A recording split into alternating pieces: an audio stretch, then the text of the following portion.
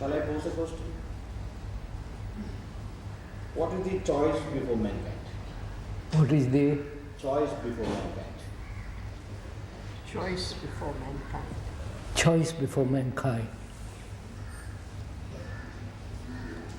I will try to make myself a little more clear. In trying to be, as I said, in trying to be, in the fire and grief of his experience, in the enormity of his grief, he falls upon a vision, which is a very, very, very devastating experience. We all know that, sir. He crawls on all fours Yes, sir. to clutch at a blade of grass. He falls anew. He suffers the birth pangs of a new babe. He is lost. And then can he regress back? Or is he to complete his birth?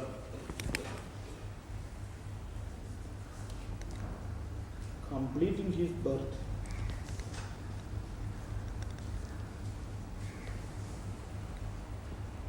He has to undergo the pain in one's birth, anyway nature protects us, but not in this birth.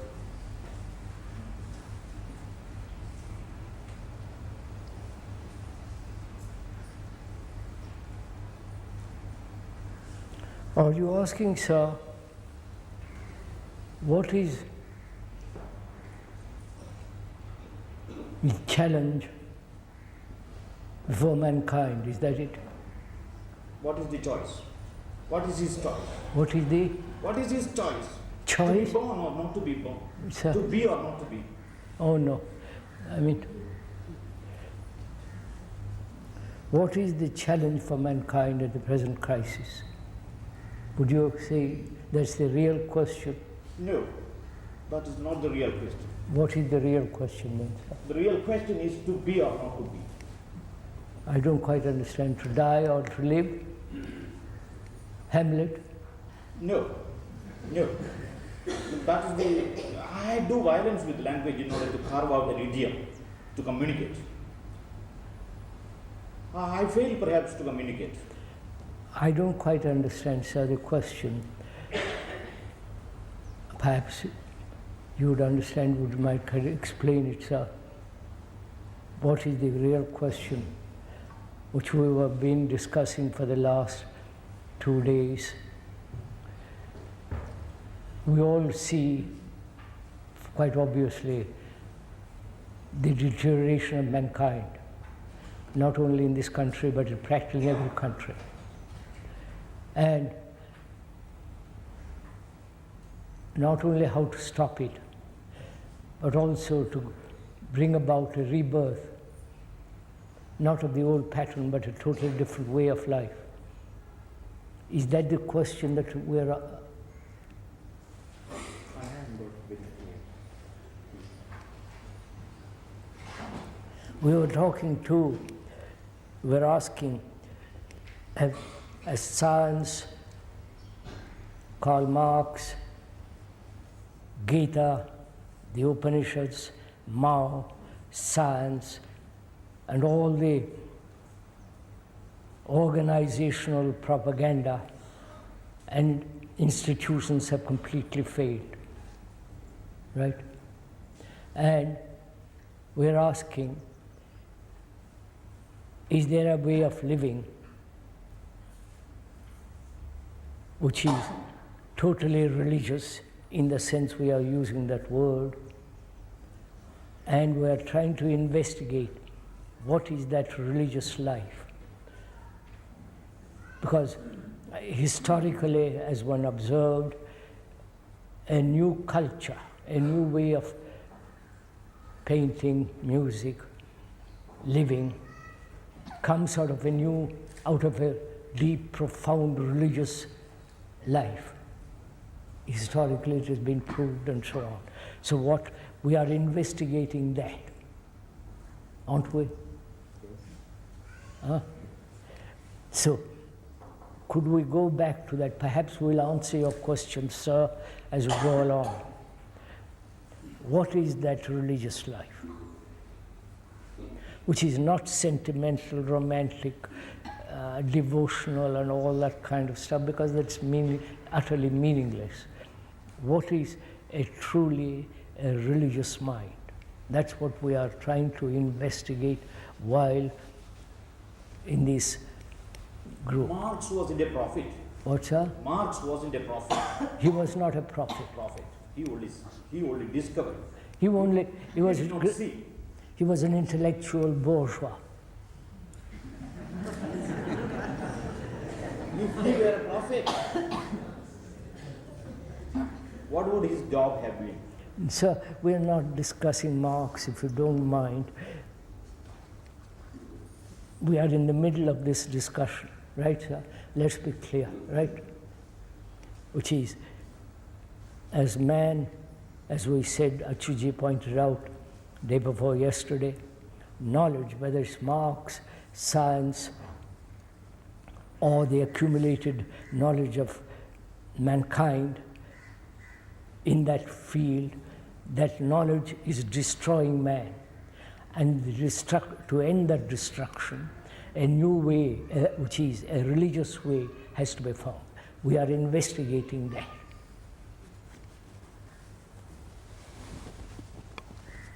Sir, in discovering that, is it not valid and essential that has to be tested In life. in life, in the environment, Yes. and in terms of man? Is it possible to find a way, a religious way, in a modern world, with all the technological advancement, with all the crumbling relationship and so on? I wish we could stick to one thing and investigate into this. Right, sir? This is what we started out. You're here. Could we go into that, sir? Sir, yesterday we came to the conclusion, I believe, that religious life is the very antithesis of fragmentation. Yes. A fragmented mind is not going to give us that kind of religious life which we have got in mind today. In that connection, we spoke about two things which are mutually incompatible, so far as I could see. One, the completely emptying the mind. That was one approach. I think that was mentioned. Yes, sir. The second was the removal of the fragmentation. The fragmentation is the opposite of totality. A totality is richness, not emptiness. We spoke about emptying the mind. Are we going to fill the mind or are we going to empty the mind? This incompatibility I am not able to follow. Let's talk it over, sir. Go on, sir. Won't somebody take up the... In fact, sir, that was the pertinent question which I also wanted to pose before you. Now, this emptying the mind, as a subsequent question I wish to pose, is it practicable, is it possible for day-to-day life, the relevance of it in day-to-day life?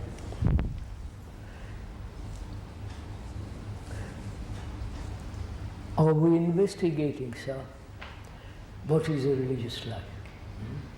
We are trying to examine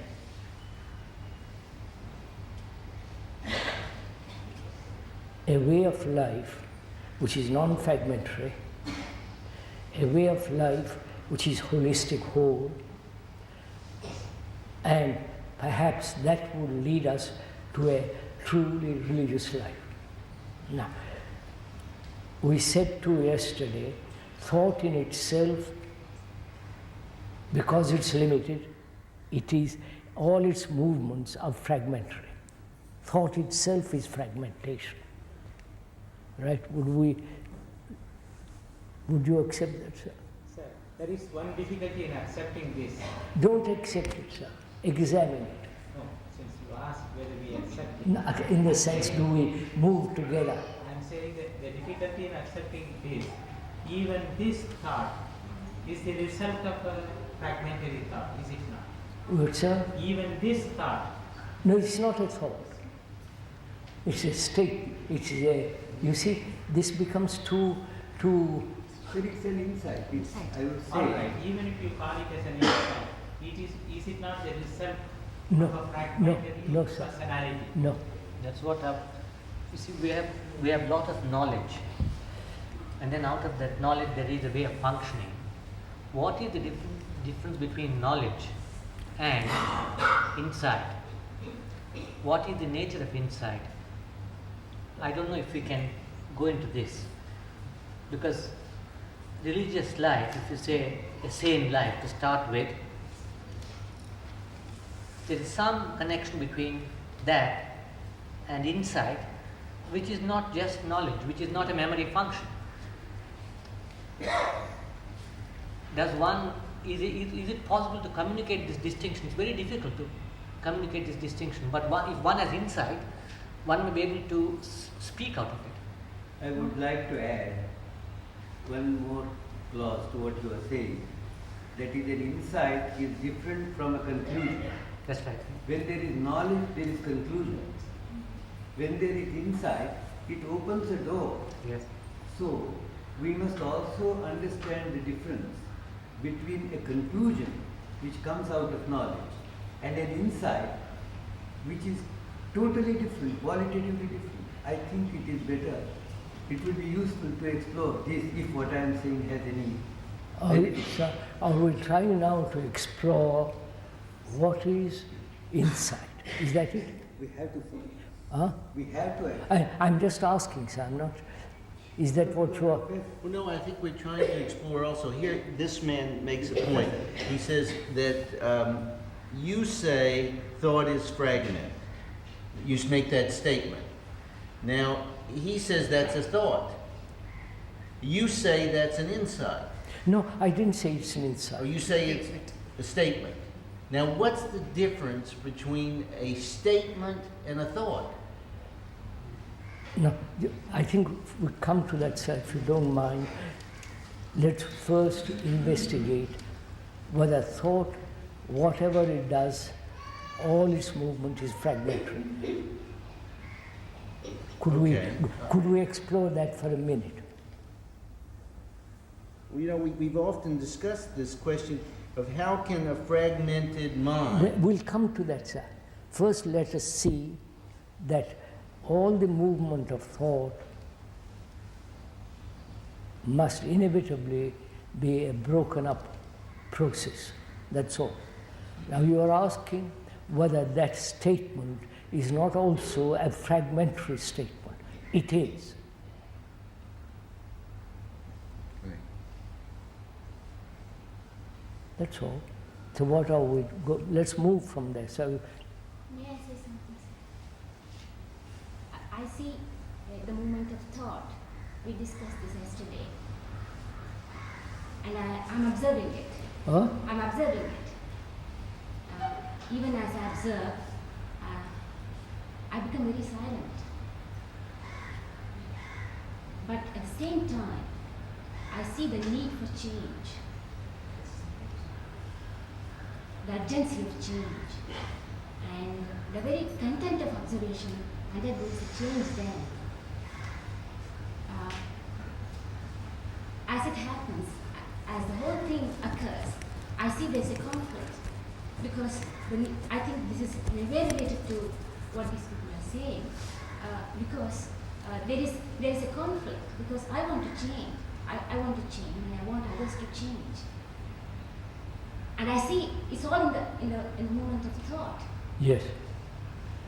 So, as all that is a movement of thought, and that very movement is a fragmentary movement, the point then, the question is, can that fragmentary movement end?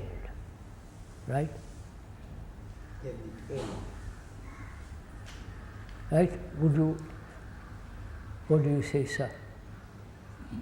You know, Krishnaji, at some level, I still, even that question and her point, can that end becomes a fragment, another fragment? No, she used the word perception. She watches, she perceives her own life, and in that perception, she discovers that there is conflict, that there is fragmentation, and the need for change in herself, in others. So the essential point in that of hers is perception, the seeing of this whole movement of thought. Would you write? Is that what you were trying to say? Yes. Could we then please, otherwise we'll get stuck. Could we then please discuss what is perception, not theoretical, but actually see what is perception? Could we go into that and move from there? Sir, if you permit me, So I'm not the chairman. We're all the chairman. then having discussed for 2 days more or less these matters, I think in view of the shortness of the time that we have at our disposal before you, the more relevant and useful thing will be, even for taking for granted. I think there is no big dispute about whether a thought is fragmentary or not. Now, how to end it? You have suggested a cessation of thought process itself as a solution. I think the more relevant and useful thing for us to discuss today will be what is the technique behind it, and even if there is a technique and the technique is achieved, how it is possible as a practical solution for day-to-day life in this world. So, do we start the investigation into the religious mind with the query, how should thought end?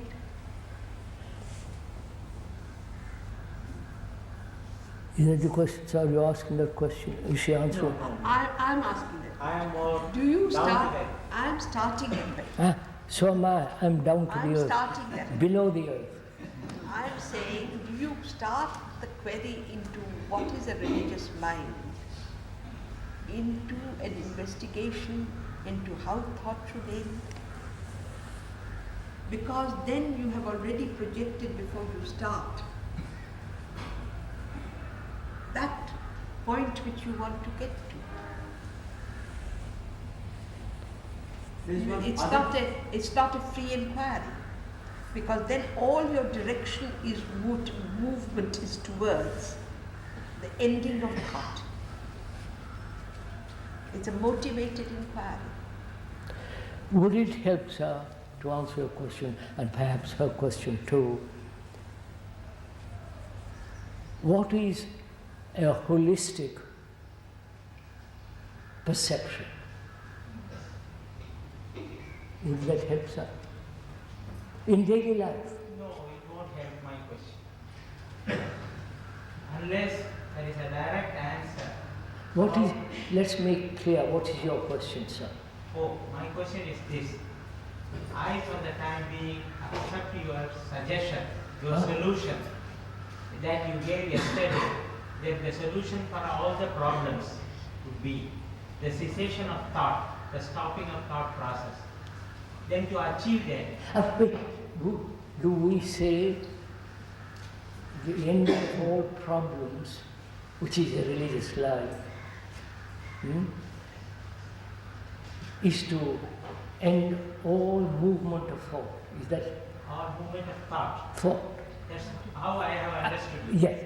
Now, not quite, sir. There is much more complex than that. Should we discuss that? You want to do? One difficulty I am observing arising in almost all of us is the I and thought. When we use words like thought and all, we seem to externalize them as if they are also a kind of object. And we are talking about those objects. We do not perceive them from inside. As you use the word insight, is to see from within. We are seeing these things, even the word thought. I do not see it as I. How is it possible for one to see from within. Rajesh, If I don't see it from within, sir, I'm always going to ask the question how to end it, how to operate on it. Is it possible for me to see I am that? I can't see it. Or is it a fact at all? I'm at a loss because there's so many things have been put. So where should we begin? So we started out by discussing what is religious life. Etymologically, the word religion means. Huh? Etymologically. Huh? Etymologically. Etymologically. Etymology. Religion means. What? The word religion means. Religion. Oh, etymologically, the word religion has not been established.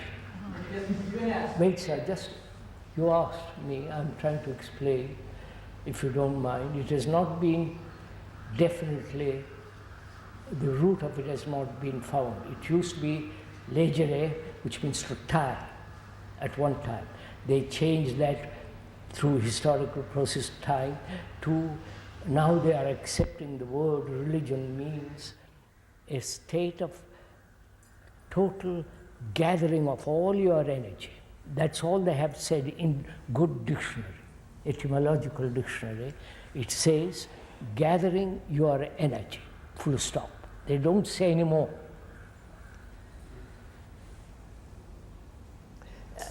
Now let's move south. You see, we're not, I don't know quite where I am with all of you. You put so many questions. What shall we start with? The question is right, sir.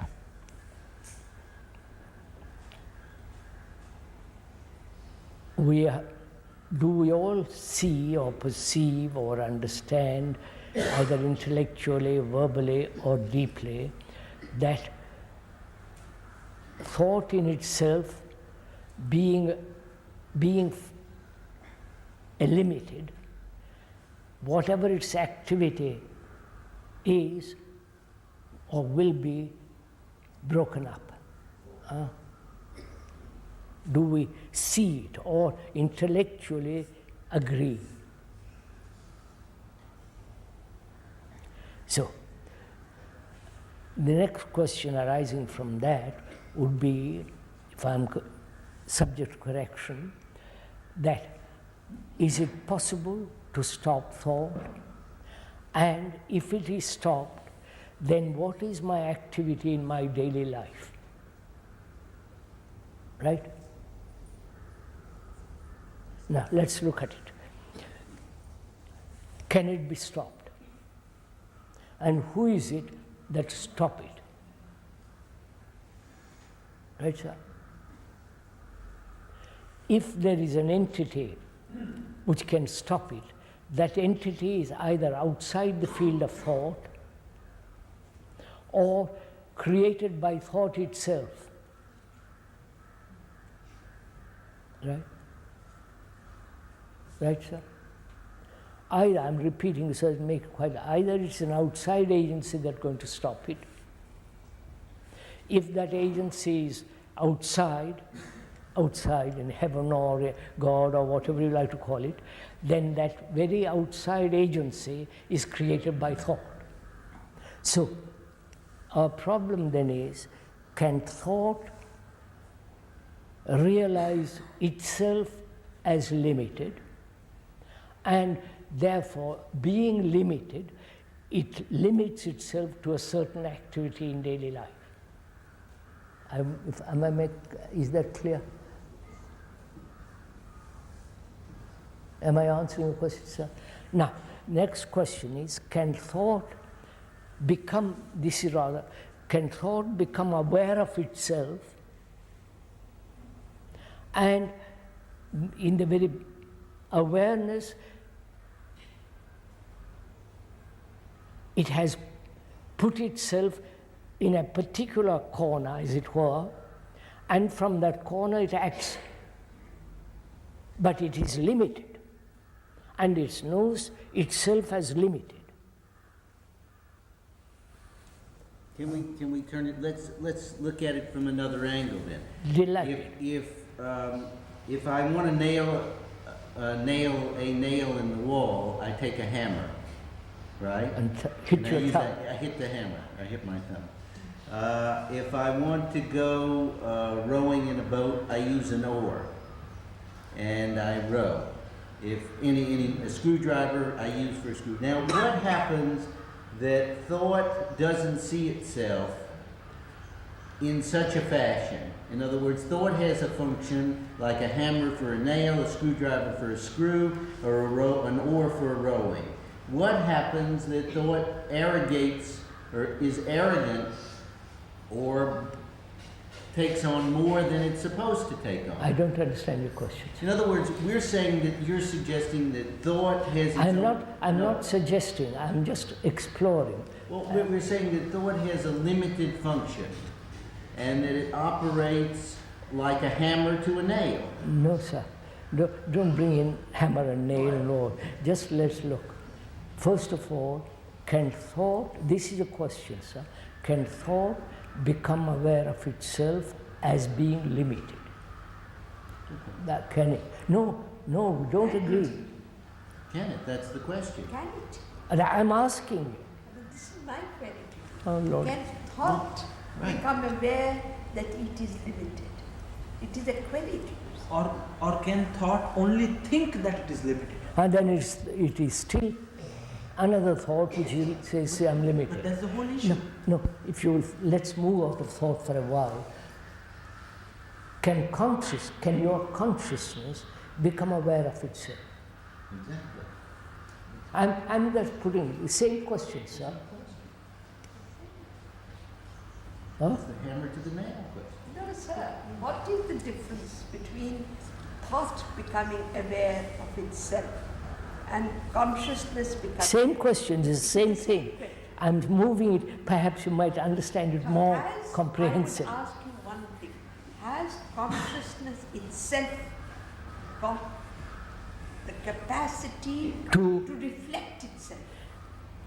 Has consciousness the capacity to observe itself?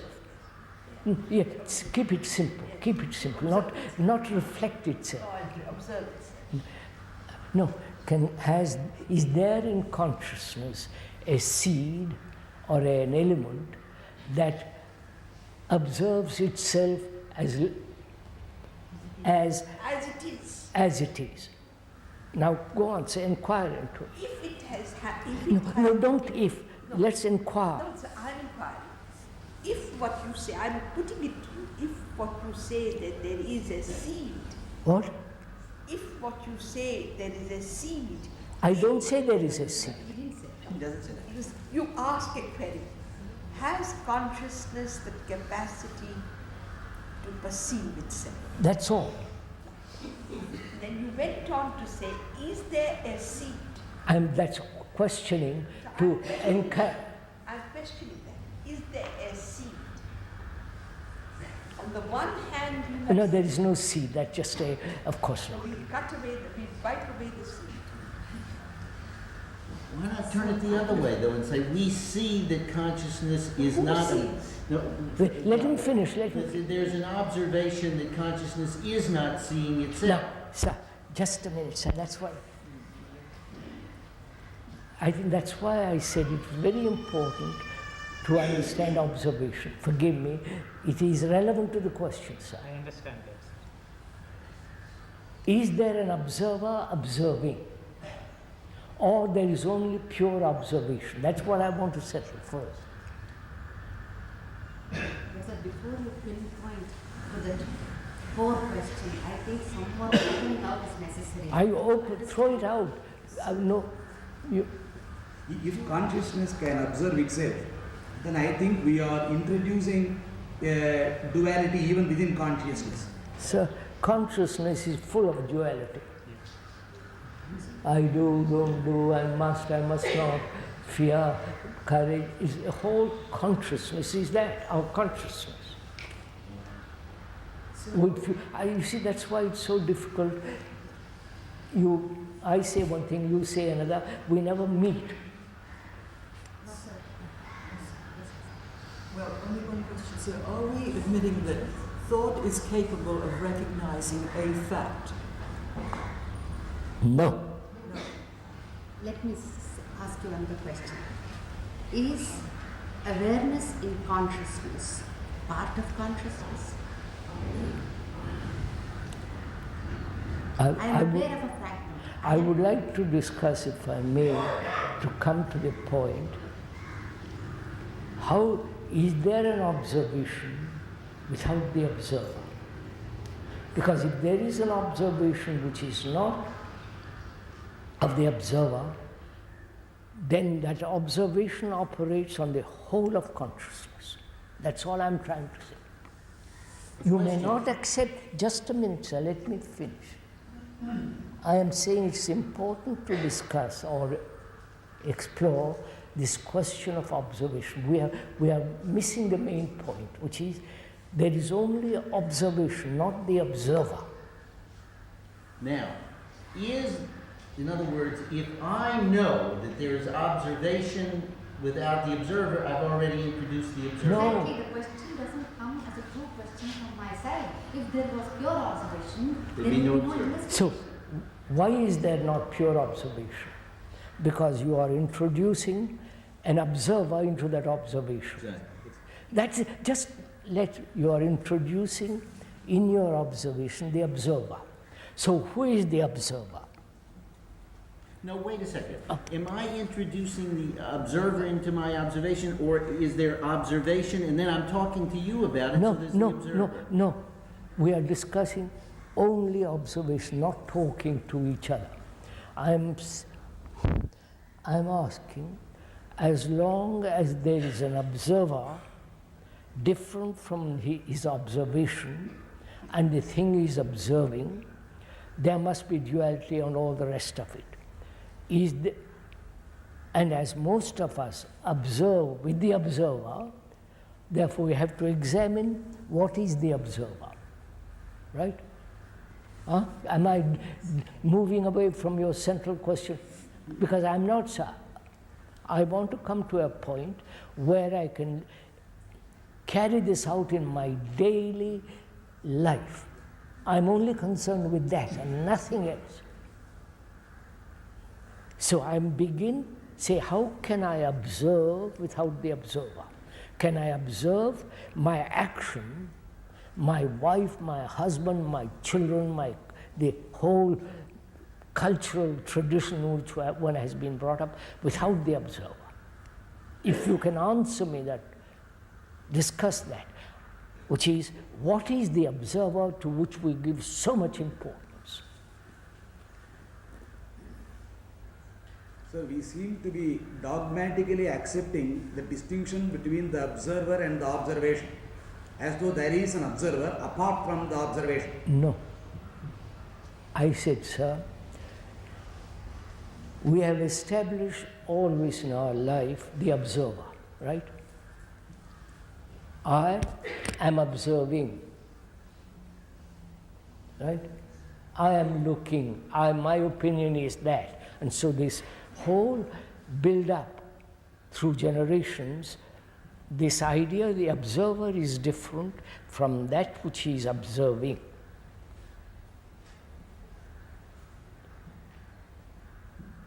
I observe this house, obviously is different from me, from the observer. The object is different from the observer. The observation, I mean. Wait, sir, I'm coming to that. There is an observation of that thing called tree. There is an observation, and I say it's a tree, and so on. But now we are talking psychological observation. In that observation, there is a duality, I and the thing I am observing. And the thing that is being observed is traditionally accepted that the I is different from that which is observed. I am saying it is the observer that brings about this division, right? Now, what is the observer? The mind. the mind. No, don't reduce it to the mind. Let's go into it. It's a position. It's experienced as a place, a continuity, a bunch of criteria. In other words, from there I know where there's a place from which to observe, a place that has some steady. So, are you aware, if I may ask you, that there is this observer and the observed, division? Now, we are asking, what is this observer that is overpowering the observation? Who is the observer?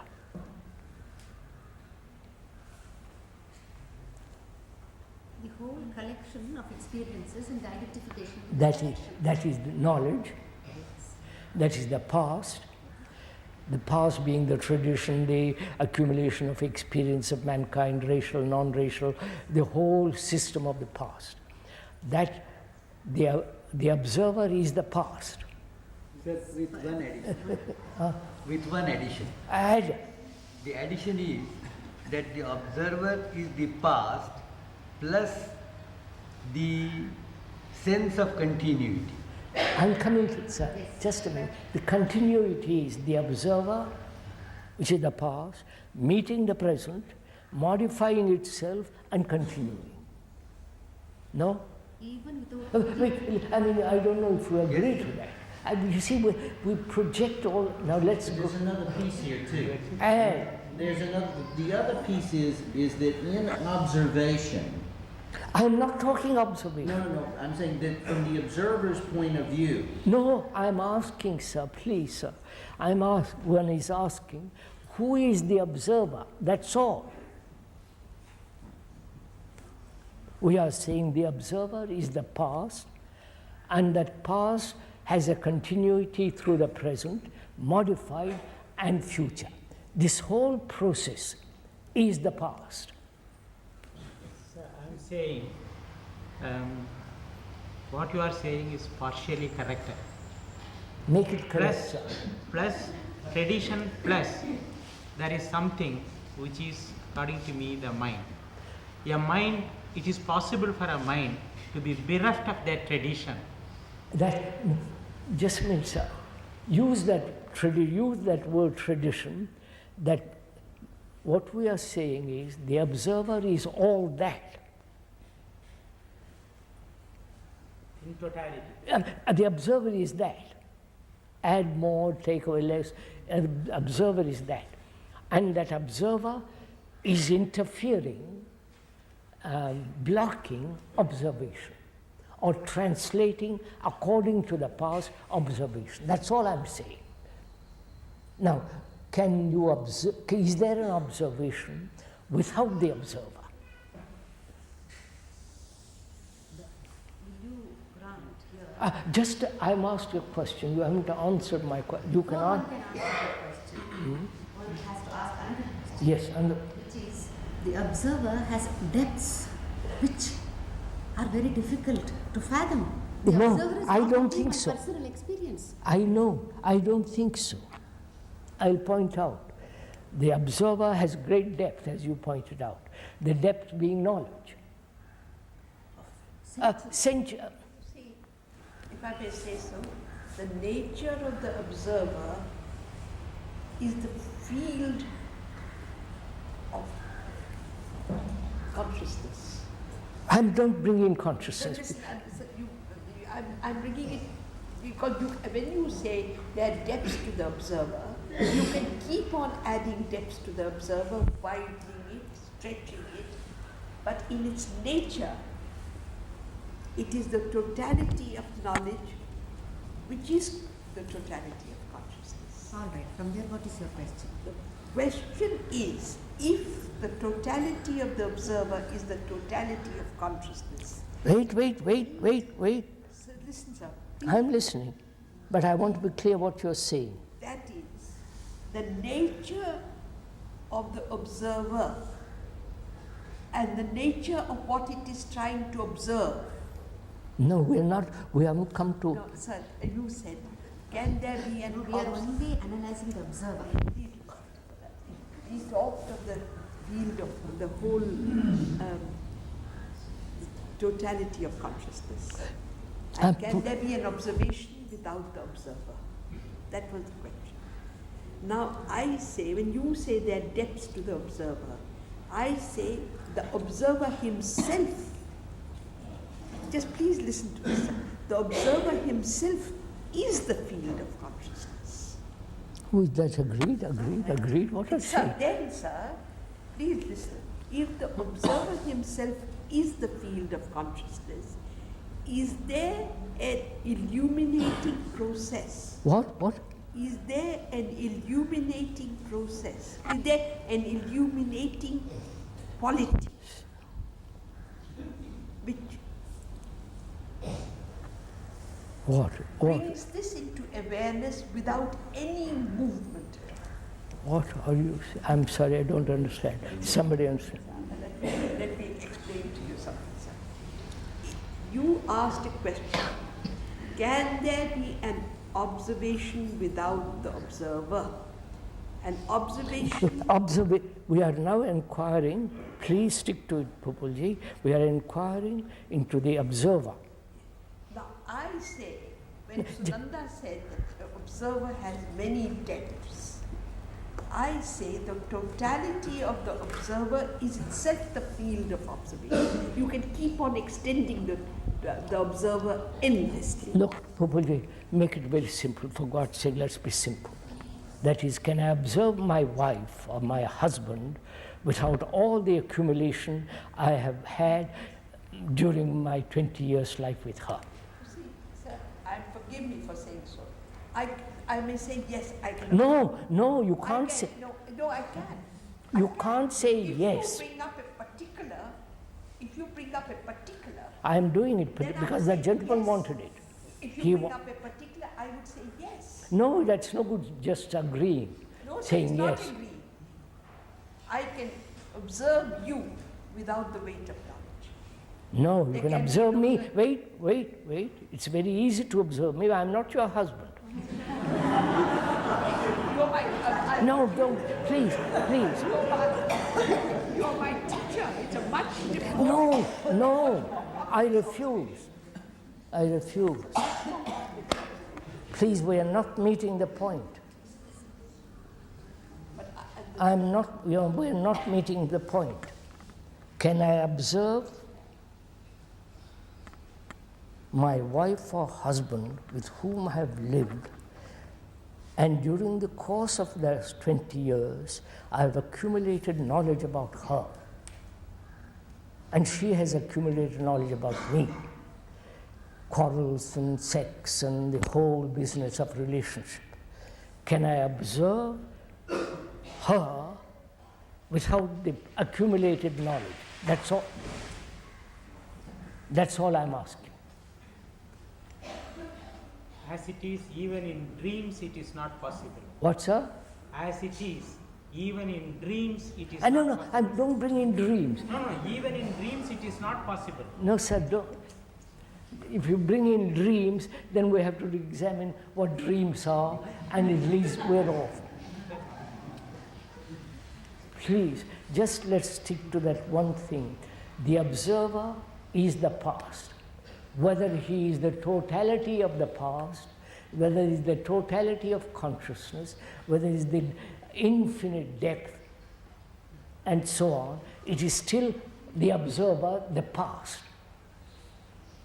No? Right, sir? Now, can I observe my wife, husband? I'm sticking to that because that's the most difficult relationship in my daily life. Can I observe her without, or him without the past accumulated memory? Try it. Let's find out how to look afresh for the first time a human being. Then my whole relationship changes. Right, sir? What? You're silent. Am I browbeating you? There is only one difficulty here, which is one feels one has had occasions when one can see a husband or a friend without any movement of the past. So one feels it is possible to see. But then you say it will change the entire relationship forever, the turning point from north to south. That is a difficult state. All right. Have you first understood, have we communicated with each other that the observer, who is the past, and therefore time binding, creates this division between myself and my wife. I am dominant and I control her, push her away from me. So the past is always operating, right, sir? And therefore my relationship with her is based not on affection, not on love, but on the past, right? In which so-called affection is also included. I question if you have affection, if you have the operation of the past. There is only one way out, sir. I'm not yet seeking a way out. I want to understand the problem in which I live. There is no way out. If you deny. There is, I think. I refuse to say there is a way out. Sir, you seem to deny any human quality to human beings in time dimension. What? Living within the matrix of time, the sense of time, because we live from Love is not time. But love, we are not talking of love. That's why we are talking of all this nonsense.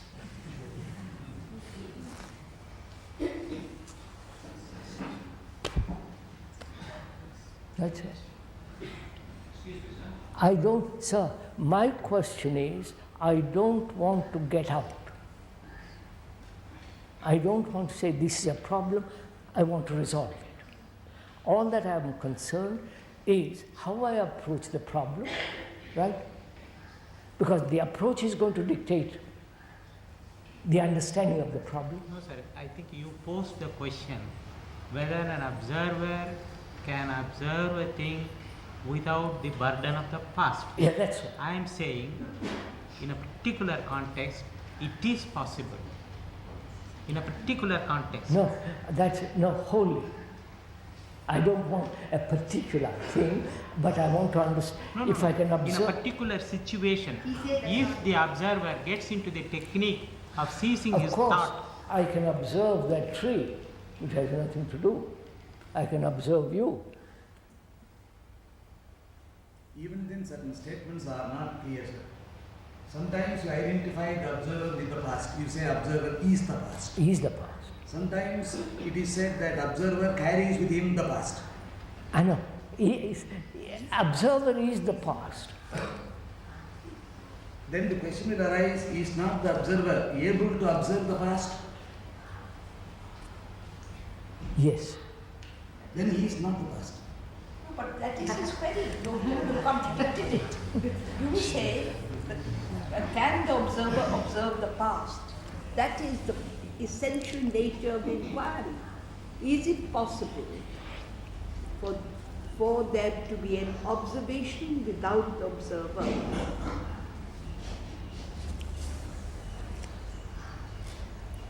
Where does that question arise? Is that the question or something different? What is exactly the question? Is it question A? Can you make an observation without the burden of the past? Or B? Can there be an observation without an observer? Same thing. I find a world of difference. So this has been a problem with all of us, which is, can I observe something anew, right? Without all my burden of the past. Because in that, if it is possible to observe something totally new, and that observation is not time binding. Understand what I mean by time binding in the sense, not a continuity. The moment you do it, don't you fall into a new mode of existence? Huh? The moment you do it, don't you fall into a new mode of existence? No, sir. No. Something very totally irrevocable. No, sir. You please, my question, I must go back. Can I observe without the past? Pardon me, sir. Just now I think, pardon me please. I'm not, sir. You have introduced slowly a third dimension. Slowly you have introduced a third dimension. Which is that? First you said, can we observe without the burden of the past? Now you are introducing a new dimension slowly and in a subtle fashion, I think. Can you observe afresh? Which is the same. What is it? I see a difference. No. In an afresh thing, you can have a new thing. Need not be the past.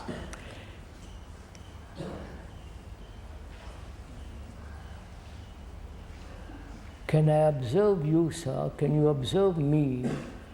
Why? Because I'm sticking to that one thing, because that's the most difficult relationship, which is the most practical way of living, which you are concerned with. Can I observe my wife as though I was looking at her for the first time? Not at a certain time, minus the past, but look at her all the time as though she was new.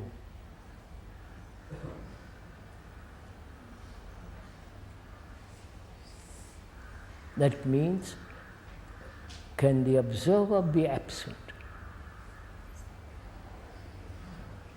Not at a particular time, at a particular level, absent.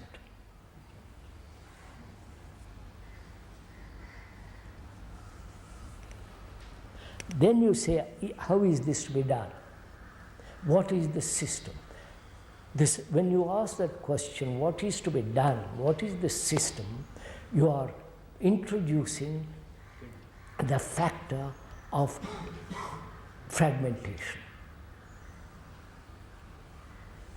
Moment you say system, the how, it is the operation of the thought that says, I must achieve that state, therefore tell me what to do. That is inevitable. Huh? That is inevitable, sir. No, it is not. Therefore, we have to see systems are valueless. Maybe, sir, the approach can therefore only be negative in the sense that you can see yourself observing as the observer and negate it. Maybe it is not possible to approach it. I haven't understood your question. Sir, any approach which is positive is going to land you in a trap. I said, look, Pupulji, is it possible, which means negating the observer? How is it possible negating? No, I'm asking, you are just splitting words. No, sir, I'm not splitting words, sir. I am, look. How do you say, is it possible? Is it negation? Is it negating? You have known me for the last 30 years. Can you look at me as though I was a fresh human being for the first time you meet me?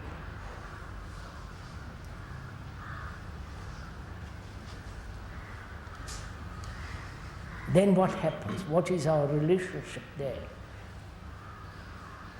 Which is the most practical thing as you want to know. So we have to find out whether we have any relationship at all with each other, or it is merely memory. Right, sir?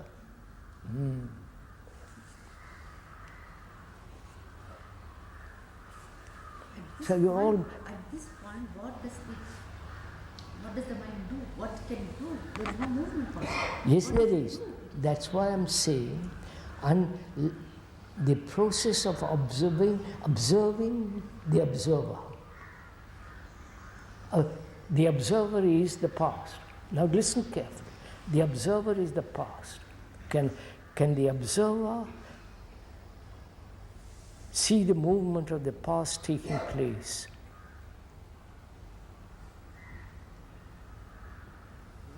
Huh?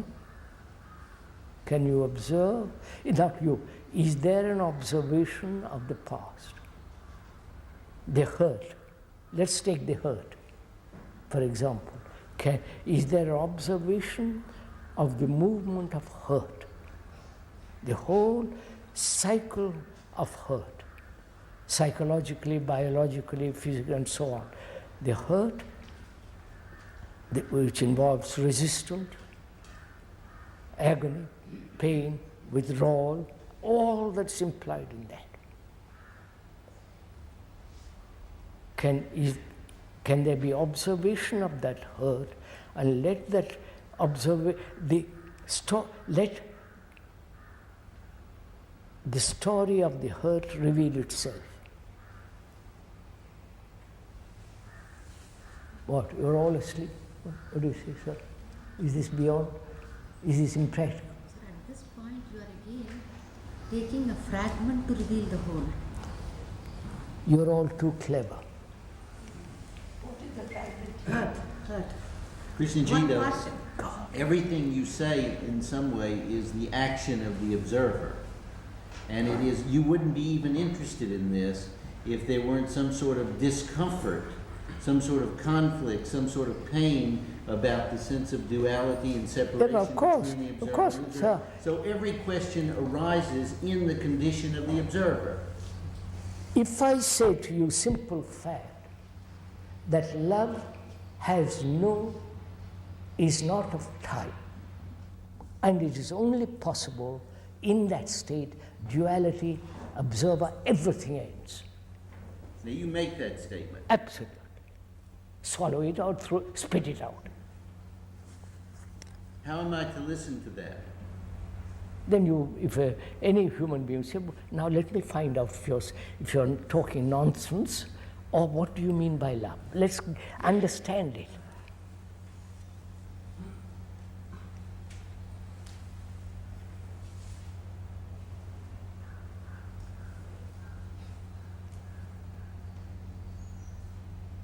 All right. What do you mean by love? Go ahead. So what goes Ask the flower, what do you mean by the perfume that you have?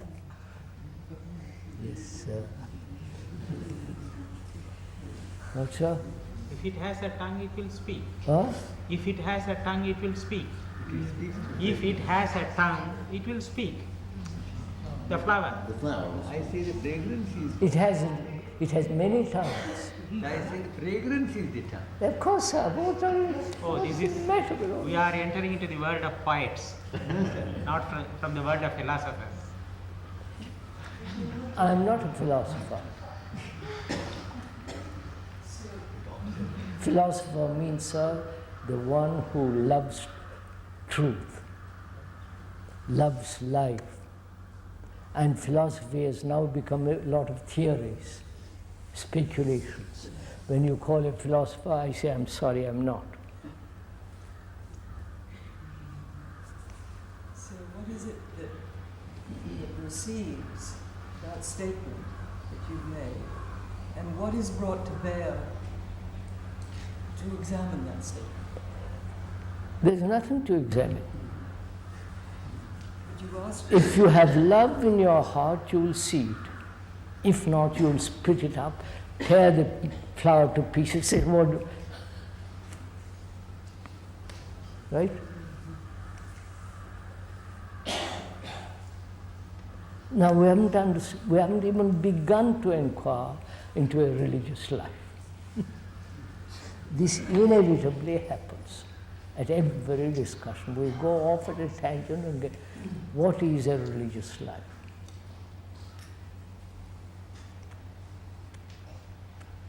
Go on, sir. Obviously, all the things that go on, the circus that goes on is not religion. Let's throw it out. So what is a religious life? If all the rituals, the dogmas, the beliefs, the gods, all that is out, then what is it?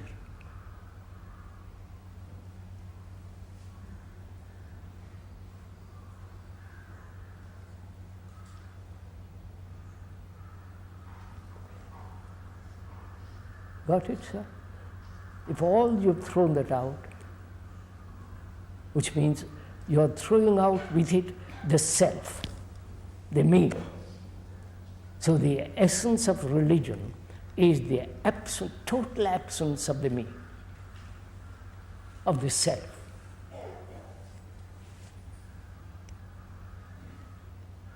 What is it you mean by self, sir? Is it ego? Ego, which means my characteristics, my desires, my fears. But not the mechanism of observation. Yes, not the mechanism. Of course, of course.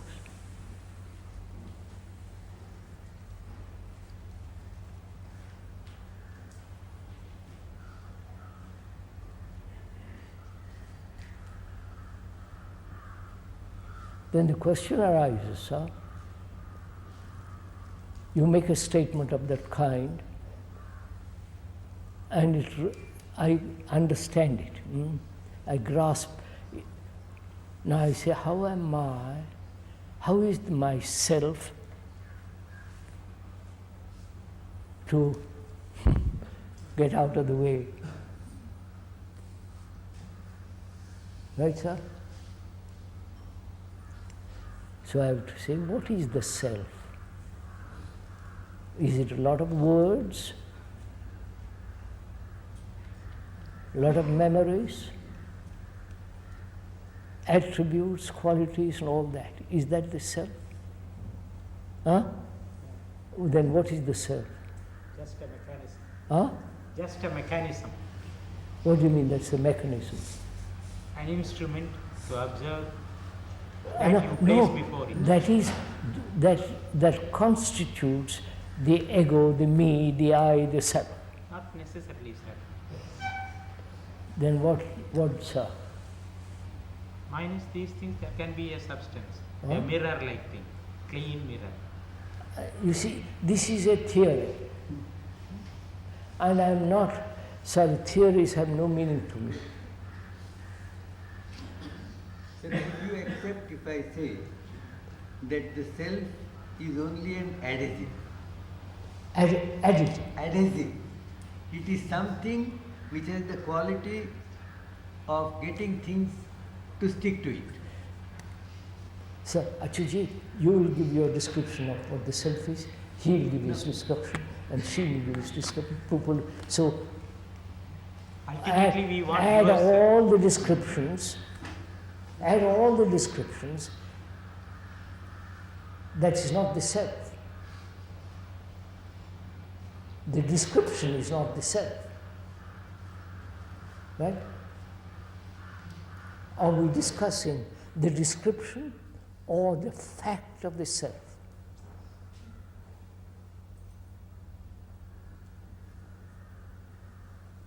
I was only saying this because when he said it's a mirror, I said I it's do- the opposite. It is not a mirror, but it is an adhesive. Yes, It has sir. the quality of sticking things you to are, it. you are still describing. I'm not in, I want to see what the self is, and if that self can be washed out. To me, that's religious life.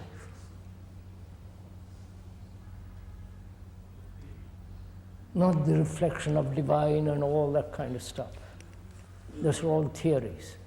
Can I get rid of my jealousy, fears, anxieties, anger, everything out of it? As long as that is there, fear of this or that, I have no religious life. I can pretend by going to a temple. That's a dirty trick. I don't know. And it is true that one does not know what a religious Oh? life is. One does not know what a religious life is. Because if one has I'm telling you what, then see that you're not selfish.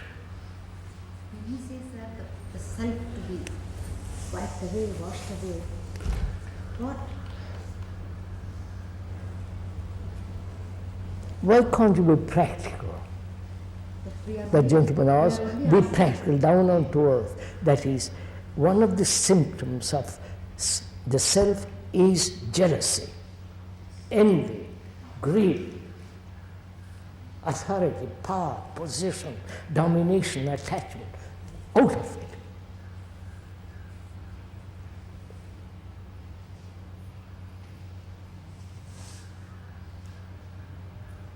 And can you be selfless and live in this world? Right, sir? That's what you asked. Pardon, sir?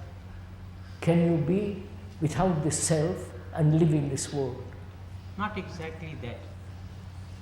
We left yesterday that the solution for all the problems is to stop thinking.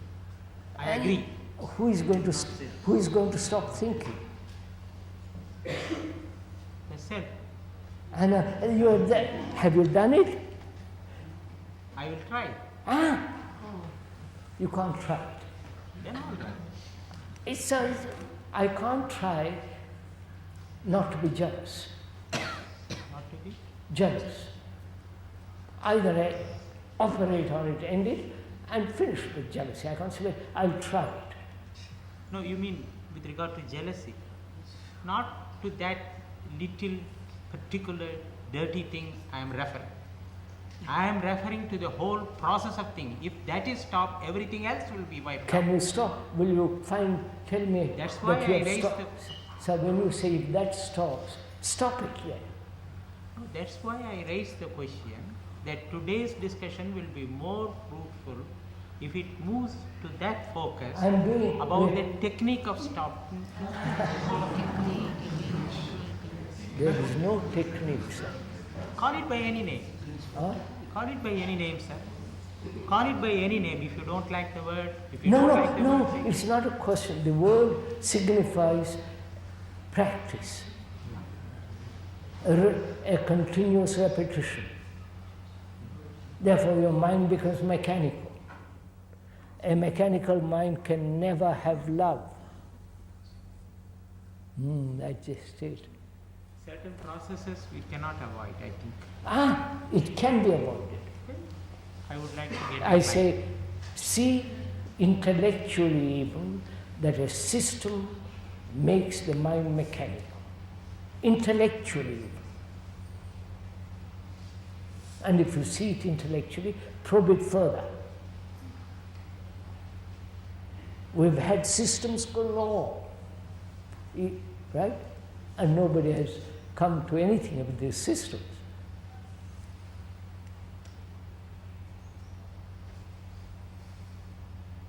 Excuse me. No, please, please. This is restricted to the... It is restricted, sir. Otherwise it will not be. They are observed. There is a system. Ask him what he wants. Let him say. Let him. I wanted to ask, you have said there is no system, but nevertheless the fact remains that we have to do something. We cannot just sit idle. So I agree that a system limits could you at least give us some guidelines. But you have already given us some guidelines by saying that we should not be selfish, we should not be jealous. So is it not possible to give some guidelines as to what to do in order not to be just idle?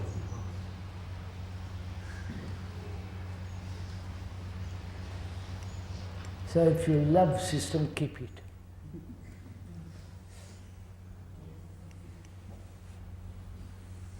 But isn't that in some way, you see, Krishnaji, I think that the fact is, we've talked about this many times, and inevitably, or very often, the question comes up, is there a system? And in some way or other, it is related to what we've said, that how does the question arise that we're looking at the observer? The observer, somehow or other, in the nature of the observer, arises the question, how can I be religious? I mean, all of these questions. How can I be transformed? How can I be unselfish? How can I be this? How can I be religious? Everybody wants to get another drug. Everybody wants to get better. Sir. Quite right, sir. And so this man's question, is there a system, is simply another part of that thing. How can I get better? Everybody's trying to get better. I said, Nobody wants to be the way they are. You know, it's like another drug. This guy's taking a drug, taking heroin. This guy's taking spirituality. This guy's taking a PhD. no, sir. All that I am saying, you're quite right, sir. Everybody wants to be something else. That gentleman put it, to be or not to be. And so everybody is doing something. I say, don't. Just start where you are. But you don't. If you'll permit me, you really don't somewhere because you always interject this. No, to sir. get better. No, forgive me. I say start where you are. Okay. If you stick to that, I do. You talk about being unselfish, being I know. religious. No, excuse me. About envy, jealousy, all these dreadful characteristics as where you are. So when you No, but in a way he's saying that in a way he's telling there's a subtle suggestion to get rid of envy. No, sir. That's your comprehension, or rather your misinterpretation of what I'm saying. I am saying start near. That's all. Because if you know how to read this whole history of man, which is you, is finished. That's all. See, now wait a minute, you just interjected, that's very subtle, it's finished. No, finishing, just a minute, sir, just a minute. It's a book. Huh? Wait, just listen, sir. It is a vast book. And I'm reading it. That's all. I'm not trying to change it. It may turn out to be an encyclopedia. I'll find out. I start where I am. And I'm reading it. And I'm reading it not slowly. I want to read the whole history instantly. Somewhere there is the difficulty. When you say read the whole history, that is where one does not pass. What do you mean? Without movement in time, without seeing the expressions of the self. Sunandaji, we explain now. I just want to know the whole content of myself. My whole consciousness with its content. And I'm investigating that. You can investigate something when you are free, when there is no prejudice, belief, conclusion. You just investigate. That's all. So then there is no investigation at all. Because then there is no investigation of the history. The history is the prejudice. Yes, sir. And you are saying... Wait. When I end the prejudice, it's all finished. Then I am nothing. I've come to the end of the book. So you are really not concerned with investigating the content, but where you So are starting. So let us take this step by step. There are people who are seeking systems. Huh? There are people who are seeking systems. Sitting? Who are seeking systems. Methods. Now one sees, as you said, at least intellectually. Why I see it intellectually, that the seeking of the system will not end the problem at all. So I say, okay, I don't seek. Now the question begins, then what do I do, as he put it? I'm learning, I'm observing.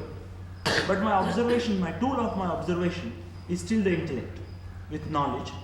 And I'm sitting and discovering with you. You come and point out that your tool is limited.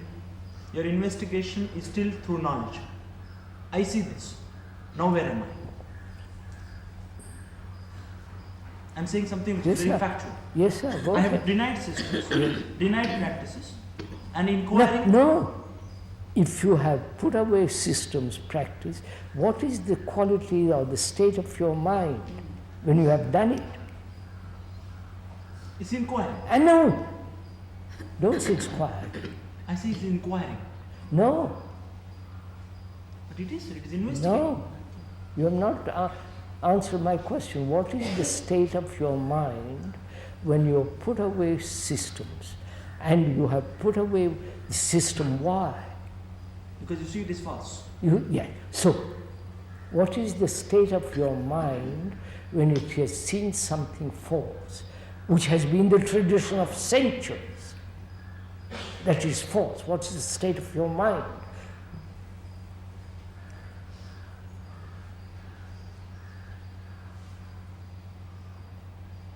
So there is an alertness. No, watch it, sir. Watch it carefully. There is an alertness as regards to what it has seen, but it is still caught in something else. Wait, sir. Begin slowly. You have seen something false, and you have dropped it. You have dropped it. Why?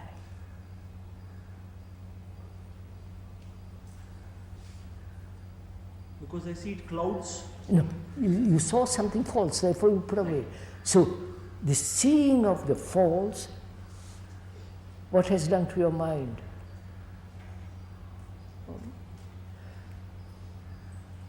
Enjoyment. Huh? Enjoyment. Oh, no. Lord, you don't even look at do it, sir. You put away systems. Why have you put away? Because you think that's silly. You see the absurdity of it. You see you logically see it. Which means what? Your mind has become sharper, clearer, not more intelligent. Right? So, that intelligence is going to observe. Put away everything that is false. Right? Either you do, that intelligence sees fragmentarily or sees the whole falseness of it. You understand? So is there a point where this intelligence stops? No. Rajesh, go step by step, old boy. When you put away something false, your mind is lighter. Like climbing a mountain, throw away things you don't want. So your mind becomes very, very clear. Right? Which means, is your mind clear because you have thrown away these things?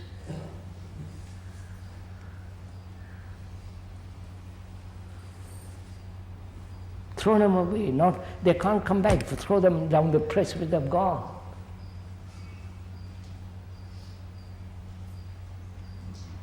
So your mind has the capacity of perceiving that which is true and that which is false. And you discard everything that's false, which is everything that has thought has put together is false, except buildings, right?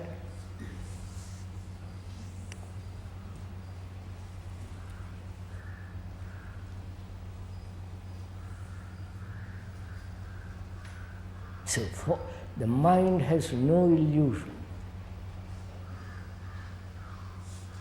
right? So that's the whole book.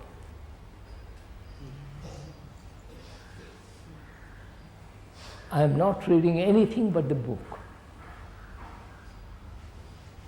I began with the first chapter, which says, be aware of your senses. And the next chapter says, human beings are aware, partial senses. Exaggerating one sense and denying or diminishing other sense. Right. So third chapter says, see, all the senses can operate. That means there is no center of a particular sensory operation. Right? And the fourth, and so on. I'm not going to read the book for you.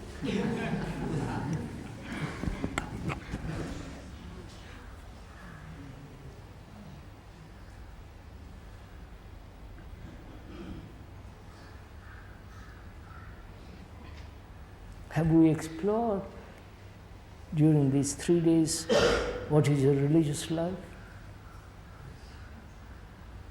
Have we?